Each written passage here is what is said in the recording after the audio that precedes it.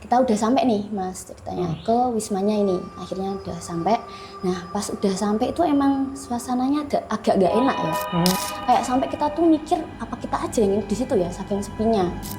Udah kan bapaknya ini kayak ini Mas, wajahnya tuh datar ya, wajahnya tuh datar aja, suaranya tuh pelan, dia nggak ngomong banyak. Terus habis itu kita udah transaksi langsung ngasih kunci kan, sambil bilang lantai 2 kamar terakhir ujung lorong kayak gitu. Kamarnya itu luas tapi kayak cukup pengap Mas, jadi kayak agak lembab gitu ya mungkinnya. Itu habis itu ya kita di situ mencoba mencairkan suasana ya, kayak ngobrol-ngobrol, bercanda, makan cemilan, makan snack gitu. Udah, nah ini mulai nih gangguannya ini mulai ada dari situ. Lalu habis ambil air, Hasna ini balik tuh wajahnya pucet kayak ketakutan, nafasnya kayak ngos-ngosan banget. Terus di belakang juga kayak ada orang, tapi pas aku nengok nggak ada apa-apa. Dia bilang kayak gitu. Ya, nah habis itu nggak lama dari situ juga kita baru kayak ya mau tidur gitulah, mencoba tidur itu Hasna itu tiba-tiba narik selimut ya, narik selimut sambil merem dia ngomong kayak ketakutan banget, gemeteran ngomong, "Astagfirullah, Dok, itu dulu bekas orang meninggal. Jadi kiana cah wedok ning kono meninggal karena ya sakit-sakitan, disakitin pacarnya atau apa nggak tahu, ditinggal gitu aja." Gitu. Ya ada suara cewek minta tolong. Gitu. Suaranya ya lirih sama kayak itu. Beberapa kali juga dia ngeliat cewek ini namakin diri Mas. Iya.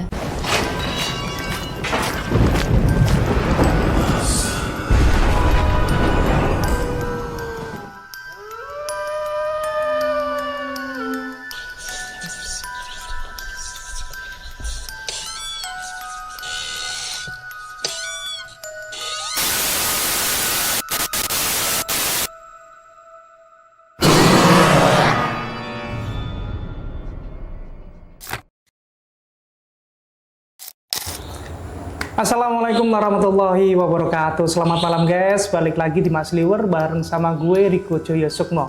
Nah di segmen kali ini kita udah kedatangan narasumber yang akan menceritakan sebuah kisah pengalaman horornya waktu menginap di sebuah wisma. Kita sapa aja dulu narasumber kita. Selamat malam Mbak Ayu. Ya malam Mas. Gimana Mbak kabarnya? Alhamdulillah. Untuk kesibukannya Mbak? Ya kesibukannya di rumah aja sih Mas. Di rumah aja. Ya. Oh ya itu kejadiannya kan sama teman-temannya ya di semua ya Pak? Iya. Itu awal mula yang punya ide untuk kesana siapa ya? Oh, awal mulanya itu ideku. Ide, oh ya. Ideku kayak kita emang piknik bareng berempat itu. Jadi ya ini emang pengalaman terserem sih menurut aku karena nggak expect juga bakal dapat pengalaman pribadi yang kayak gini. Karena emang dari awal kita kan emang pengennya seneng-seneng aja, happy kan sama temen-temen. Jadi 4 orang itu kita mulainya di daerah pegunungan Jawa Tengah, rencananya emang di situ kan. Nah di situ 4 orang itu ada saya sendiri, ini nama samaran aja ya Mas, teman-teman saya. Ada Hasna, Zafira, sama Dea. Nah, ya, jadi rencananya itu emang sederhana sih Mas, jalan-jalan, kulineran, ke wisata alam, udah habis itu pulang. Emang nggak ada kepikiran buat nginep karena emang ya udah seharian aja, habis itu kita pulang. Tapi pas di wisata terakhir ini, pas kita pulang ya, si Zafira ini bilang kayak ya udah dia punya ide, dia ngomong gimana kalau nanti kita ke wisata terakhir ini kayak nongki, ngopi dulu, nanti habis itu kita nginep aja gimana. Jadi nanti kita pulangnya jangan kemalaman, nanti kita pas turun, kan ini kita di pegunungan, pas turun nanti kita baru cari penginapannya, wisma kayak gitu, wisma penginapan atau terserah lah gitu. Nah habis dari situ kita, menurut aku ya kayaknya seru nih, kayaknya boleh juga kan gitu. Kalau yang lain gimana? Nah kalau Deanya ini manut-manut aja. Kalau yang Hasna ini kayak cuma diem aja, lama dia bilang. Terus habis itu ya udah iyalah, karena mungkin kita kan udah iya semua, kayak dia doang ya udah iya gak apa-apa. Nah habis dari situ kita perjalanan pulang itu sekitar emang jam 8 malam. Pas nyari penginapannya itu, tapi kita nggak langsung cari penginapan, kita mampir dulu ke Alfa atau Indo buat cari snack atau cemilan lah ya, buat sampai ke penginapannya itu. Nah habis itu kita itu muter-muter ya, dari penginapan satu ke penginapan lainnya itu pada resepsionis itu pada bilang Mas kalau penuh semuanya, pada bilang penuh, kosong Mbak, nggak ada kamar lagi gitu. Nah Tuh kita udah putus asa banget ya, mungkin udah sekitar jam setengah 10-an lah, 1 jam setengah kita emang nyarinya itu. Habis dari situ kita emang putus asa, apa kita pulang aja ya kayak gitu. Padahal tuh udah capek banget sebenarnya Mas, capek karena kita emang kepikirannya ya udah kita habis itu nginep, capek istirahat kan, kayak gitu, nggak kepikiran mau pulang, yang perjalanannya emang 5 jam itu. Jadi ibaratnya ya kita dari jam 2 pagi perjalanan ke wisata ini, sampai situ juga pagi ke wisatanya, sampai sore malamnya lagi, jadi emang capek banget kan. Nah, udah gitu pas perjalanan kita mau turun itu akhirnya ketemu bapak-bapak yang lagi ngeronda. Nah dari situ kan kita naik motor tuh dua orang, aku di depan, Zafira belakang, pas kebetulan emang aku lagi di depan aja, yang belakang kan Dea sama Vira ya. Nah habis itu kita berhenti turun, Zafiranya turun tanya, Pak mohon maaf kita ini lagi nggak dapet penginapan, barangkali bapak ini tahu ada penginapan yang masih kosong atau lagi sepi. Nah atau mungkin juga rumah warga Pak kalau boleh, karena emang ya semalam aja disewa karena ya menurut kita emang udah capek banget lah, emang itu satu-satunya jalan terakhir, rumah warga pun nggak apa-apa, emang ya semalam kita nginep di situ. Nah habis itu bapak ini nyaranin, oh ini Mbak coba aja ke ini, nanti lurus nanti ketemu Wisma ya, ada namanya, nanti ketemu Wisma ini, nanti di ujung pol itu nanti kiri jalan ya, nanti ujung pol, kalau nggak sampai belokan kanan, ujung aja kayak gitu.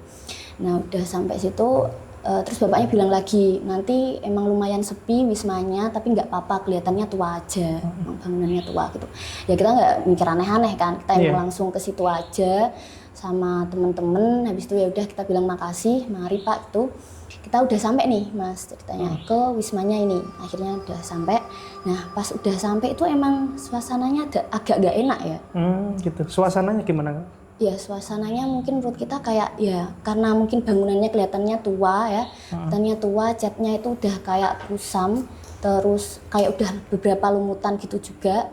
Halaman rumahnya tuh ya, halaman Wismanya tuh kayak remang-remang aja, kayak sampai kita tuh mikir apa kita aja yang di situ ya, saking sepinya gitu kan. Terus habis itu kita ya udahlah masuk aja, yang penting kita pengen istirahat aja, udah sampai situ. Nah ke resepsionis ini ada bapak-bapak parubaya ya, setengah tua gitu. Akhirnya kita pesen lah biasa, Pak satu kamar nih buat 4 orang dewasa yang 2 bed, kita bilangnya gitu. Udah kan bapaknya ini kayak ini Mas, wajahnya tuh datar ya, wajahnya tuh datar aja, suaranya tuh pelan, dia nggak ngomong banyak. Terus habis itu kita udah transaksi langsung ngasih kunci kan, sambil bilang lantai 2 kamar terakhir ujung lorong kayak gitu. Ya udah kita sebenarnya kenapa di ujung lorong kayak gitu kan, kenapa kamar terakhir kan, kita mikirnya kayak gitu. Tapi karena bapaknya kayak pelayanannya kayak gitu kan, terus kita juga emang nggak berani tanya banyak. Habis itu ya udahlah penting kita bisa istirahat, kita langsung ke kamarnya nih. Nah habis dari situ masuk kamar itu, kamarnya luas ya, luas di bagian belakang. Jadi ini buka pintu tuh depan langsung ada jendela yang menghadap ke kebun belakang kayak gitu. Kamarnya itu luas tapi kayak cukup pengap Mas, jadi kayak agak lembab gitu ya mungkin ya. Tuh habis itu ya kita di situ mencoba mencairkan suasana ya, kayak ngobrol-ngobrol, bercanda, makan cemilan, makan snack gitu. Udah, nah ini mulai nih gangguannya ini mulai ada dari situ. Mulai ada ini saat Hasna ya, si Hasna ini coba keluar buat ambil air panas di dispenser, karena emang jadi dispensernya tuh di ujung lorong ya, bukan ujung ya, kayak tengah-tengah lah ya, tengah-tengah. Jadi kamar kita tuh di ujung lorong, terus ini Hasna tuh ya ke lorongnya ini, ke tengah-tengahnya kan emang cukup lama ya, cukup jauh lah. Nah habis dari situ, habis ambil air, Hasna ini balik tuh wajahnya pucet kayak ketakutan, nafasnya kayak ngos-ngosan banget. Nah habis itu dia ngomong, kita kan pasti ngadep dia kan, kayak kenapa, kita juga bertanya-tanya. Terus dia ngomong bilang, tadi aku pas balik ke sini aku denger suara ada cewek bilang kayak sakit gitu, lirih banget suaranya. Terus di belakang juga kayak ada orang, tapi pas aku nengok nggak ada apa-apa. Dia bilang kayak gitu. Ya habis itu Dea ini ya udah nyeletuk bilang, nggak apa-apa Has, mungkin itu perasaanmu aja, udah kita mending tidur aja yuk kan gitu kan, karena itu memang udah jam 11 malam kan Mas. Udah aja. Nggak lama dari situ, sebelum kita emang siap-siap tidur, ada suara kursi digeser di sebelah kamar kita. Tuh. Iya, gini, karena saat kita ke situ, itu kita masuk kamar ya, kita tuh nggak merasa ada orang di sebelah kamar kita. Bahkan kita aja merasa pas sampai parkiran itu kayak kita aja yang nginep kan. Nggak ada satu orang pun ya, Mbak? Nggak ada, jadi di parkiran cuma ada satu mobil sedan gitu, yang kayak ya kuno lah, mobil lama gitu. Ya mungkin itu pemiliknya atau yang punya bapak parubaya itu juga kita nggak tahu. Nah, karena ada kursi digeser itu ya kita nggak mau spekulasi gimana-gimana, udah mungkin ada orang, ada di dalam sini ada pengunjungnya lagi.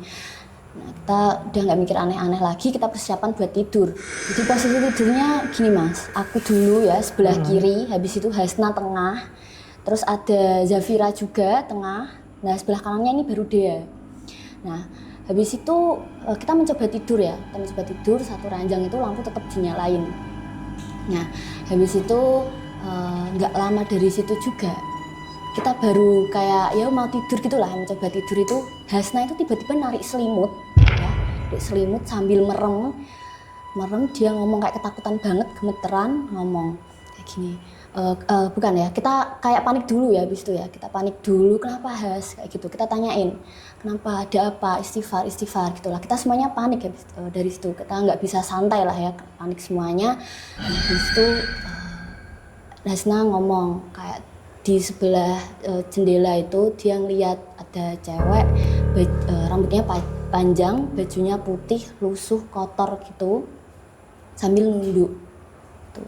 Tapi ya itu cuma sekelebatan aja, habis itu hilang kayak gitu. Di belakang kamarnya itu, Pak? Iya, jadi di luar jendela itu. Jendela. Ya, padahal di luar jendela itu nggak ada balkon ya Mas. Jadi gitu. ya harusnya nggak ada apa-apa kan, tapi emang ya gelap banget. Habis itu kita ya udahlah, nggak apa-apa, mungkin cuma nganu aja, kayak sekelebatan aja, nggak ada apa-apa kok kan gitu. Nah Deanya ini sigap banget, kayak langsung nutup selambu jendela itu, jendela ditutup. Habis itu ya udahlah, dari situ kita baca doa ya, baca doa, zikir ya, seingat kita aja. Kita juga sempat kirim doa buat yang daerah situ, terus sama mungkin ya cewek tadi ini ya, mungkin yang apa ya, ada apa-apa di sini atau gimana ya, kira kirim doa juga. Nah habis itu sampai paginya alhamdulillahnya tuh nggak ada gangguan ya, tapi tetap aja kita tidurnya tuh nggak pulas, nggak pulas banget ya, kita tetap was-was aja, gangguan itu tetap datang lagi. Nah, udah pagi itu menandakan pukul jam 7 pagi ya, jam 7 pagi kita langsung out aja dari situ. Kita mikirnya ya udahlah, siap-siap mandi dan lain-lain bisa di rest area. Kita langsung memutuskan buat cari makan di depan wismanya ini. Barangkali ada info atau apa ya, kita coba aja lah ya makan di situ. Sebelum kita keluar, Zafira ini ngajak kita buat ke resepsionis. Dia mau tanya. Dia tanya akhirnya sama Pak resepsionis ini, Pak, di kamar sebelah kita itu emang ada orang ya? Karena kita ini dengar ada kursi kegeser gitu. Nah bapaknya ini nggak ngelihat kita Mas, kayak pandangannya ya nunduk aja sambil ngomong, datar juga kayak semalam ya, ngomong kalau kamar sebelah nggak ada orang, kosong semenjak kecelakaan. Ini kayak gitu. Nah kita tatap-tatapan dong, kayak gitu. Nah Zafiranya ini neken lagi kayak kecelakaan apa Pak gitu kan. Bapaknya ini langsung lihat Zafira Mas, tatapannya langsung kayak ya mau nerekam orang gitu kan, kayak pandangannya tajam banget. Nah sebelum bapaknya sempat ngomong atau ada apa-apa, aku langsung ngajak mereka bareng-bareng ini keluar. Ya udahlah wes kita keluar aja gitu. Nah habis kita keluar, kita langsung menuju warung itu tadi. Dari kejauhan tuh ibu-ibu ini kayak mandang kita penuh tanya, kayak keheranan ya, yang ibu-ibu jaga warungnya ini. Pas sampai itu kita ditanyain sama ibu-ibunya. Ini pakai bahasa Jawa ya. Kita pakai bahasa Jawa nggak apa-apa? Iya, nggak apa-apa. Nih, Duk, kalian ini nginepnya di lantai 2 ya? Kamar yang ujung kayak gitu. Kamar yang pol pojok ya, lantai 2 pol pojok gitu. Nah, kita saling tatap-tatapan juga dong, kok ibu ini bisa tahu gitu kan. Ya kita bilang, iya Bu gitu. Terus ibunya bilang nih, astagfirullah, kayak tegang kan, astagfirullah Duk, itu dulu bekas orang meninggal. Jadi ki ana cah wedok ning kono meninggal karena ya sakit-sakitan, disakitin pacarnya atau apa nggak tahu, ditinggal gitu aja. gitu. Ya kita semuanya lemes tuh Mas, lemes, merinding juga.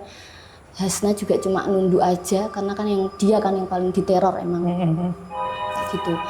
Nah, habis dari situ kita udah, ya Allah, akhirnya kita bisa lepas lah dari Wisma ini, bisa keluar alhamdulillahnya. Udah nggak ada gangguan lagi lah kita mikirnya kan. Tapi nggak sampai di situ aja. Kita pas perjalanan pulang, kita doa dulu bareng-bareng kan. Doa ya semoga kita selamat sampai tujuan, nggak ada apa-apa. Terus kita juga kirim doa juga kan, sempat kirim doa lagi semoga gak ada apa-apa. Nah di perjalanannya itu kita ya sampai sempat ngelupain kejadian semalam itu, malah kita ya udah ngertawain aja kayak ya kok bisa sih kita ngalamin kejadian kayak gini kan, kita sempat ketawa ketiwi aja karena emang ya udah kita happy aja nggak ada apa-apa lagi. Tapi Hasna ini Mas, Hasna ini cuma diem aja. Sepanjang perjalanan tuh dia diem. Kalau kita ngobrol pun dia juga ya wes kayak kan mesti kita ke rest area gitu kan, nggak langsung pulang yang langsung 5 jam itu. Dia tuh kayak nggak ikut obrolan kita, jadi cuma banyakan diem aja.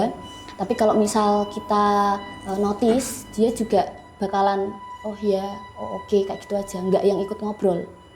Nah habis dari situ kita sampai rumah masing-masing, tapi kita ya tetap ini chat-chatan ya di grup di WhatsApp, tetap aktif kita semuanya kecuali Hasna ini, dia lebih sering slow respon, nggak yang nimbrung di grup gitu, enggak.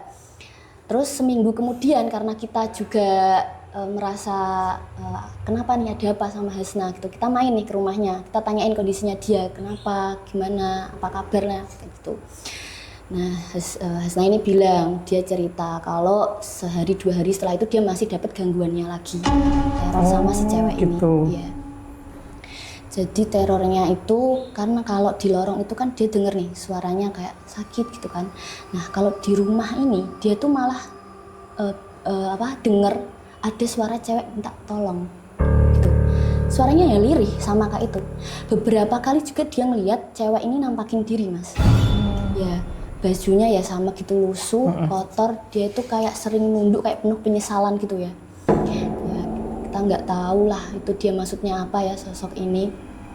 Nah dari situ Hasna ini diberobatin sama orang tuanya akhirnya ke ustadz desanya. Jadi kayak dikasih air doa, zikir, didoain kayak diruqyah gitu juga kan. Tapi alhamdulillahnya ya udah kayak gitu, nggak ada apa-apa lagi habis itu. Mungkin pas kita ke rumahnya itu ya udah nggak ada apa-apa lagi lah, dia bisa cerita-cerita lagi kok. Oh gitu. Sampai sekarang alhamdulillah udah sembuh ya Pak? Iya. Oh kejadian seperti tadi waktu di Wisma, apakah ada pernah mengalami atau enggak Pak? Pernah mengalami lagi yang lain? Baru itu Mas. Baru itu ya. Baru kali ini tuh wah pengalaman yang nggak terlupakan banget sih tuh, karena emang ya niatnya tuh happy senang, kita nggak expect kayak bakal ada kejadian kayak gini ya. Dari kejadian itu juga kita itu belajar ya, kayak misalnya kita itu jangan sembarangan milih tempat juga. Betul ya kan, kita nggak tahu kalau misalnya itu emang tempatnya mungkin sepi ya, tapi kita nggak benar-benar tahu itu emang kosong atau enggak, mungkin masih ada yang tinggal di situ, kita juga nggak tahu.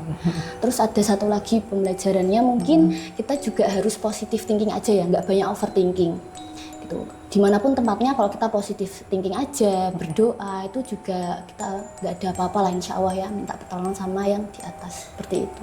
Dan begitulah kisah cerita yang pernah dialami Kak Ayu dan kawan-kawan, kisah kelam yang tersimpan di balik dinding Wisma tersebut.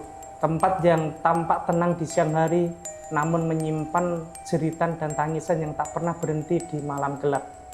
Bagi sebagian orang, Wisma hanyalah tempat singgah. Tapi bagi arwah-arwah terjebak di dalamnya itu adalah penjara yang abadi. Jadi jika suatu saat kalian melewati sebuah bangunan tua, jangan pernah sesekali menoleh terlalu lama ke jendela. Karena bisa jadi sesuatu atau seseorang yang sedang menatap balik ke arahmu bukan manusia. Mas Liwer pamit. Wassalamualaikum warahmatullahi wabarakatuh.